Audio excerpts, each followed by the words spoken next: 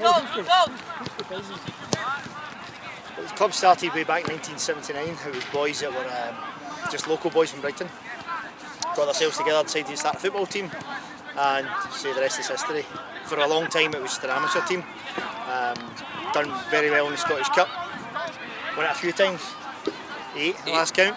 But the past few years we've just decided to kind of step up towards youth football and get the academy going. The past few years we've added quite a few teams in.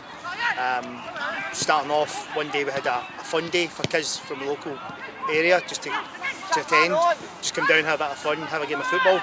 And we were kind of shocked to see there's about 180 kids turned up. We've now got a good few teams going, starting from 2009s, 2008s, 2007s, 2006s, 2004s, 2003s, 2000s, which is my own team, and the 99s. 99s were going for a while before, but they've been in and out a couple of different leagues. But say we're well back now and established with all these age groups. Going forward, we're looking at extending it next year to the mini kickers going into the 2010 age group, and possibly even with the girls football, which is massive for us. We want to get involved in that next year, and possibly over 35s as well. In total we've got 10 youth teams. Obviously we've got the amateur section. I deal with a lot of the youth side, the small side of teams. Basically starting from mini kickers, we've got them in from 3-year-old plus. They're just coming in, learn the first. This is their first chance to play football, to kick a ball, to do the fun games and get involved. From that, they're carrying it on, and we're moving into game-like situations when they get to possibly 5-6-year-old. So they're learning, and it's the simple things, scoring goals. You can see their enjoyment in their faces.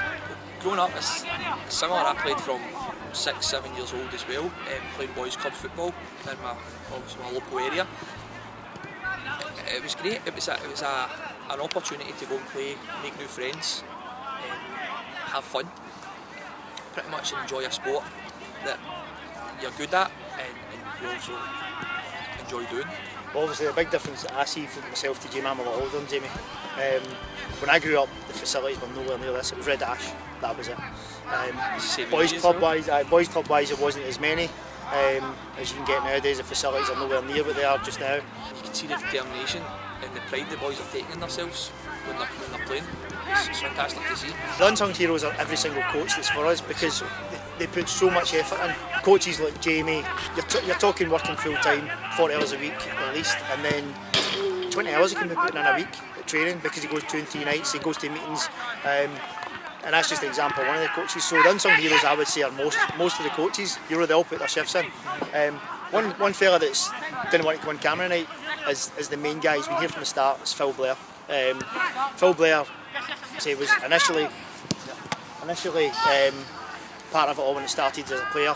Like guys like Stuart McKechnie and all the guys that are still running the amateur team, they've got it the club at heart easily. That's why we're still here. You know, between people like him and the parents that drive it and the coaches that are the unsung heroes. You know, it's massive. It's definitely a community club. We're the East End of Glasgow, so we know there is some kids that have got it harder growing up. You know, that we've all been there. We're all local guys that have took over and helped out with the teams. So there's many kids that find it hard to get that bit of enjoyment in their lives as it is. You know, so we've brought not any specific cases, but a lot of individuals where they've just need that wee bit extra in their life. We feel that we've contributed really well for that in the Brighton area in general, and East End of Glasgow in general. As I said, it's the East End, it's a community thing, you know, and people take pride in their boys playing football and what they do and their work in general life. And you can see that with the support they give for a lot of the fundraisers we have. The support we always get is phenomenal with a lot of things.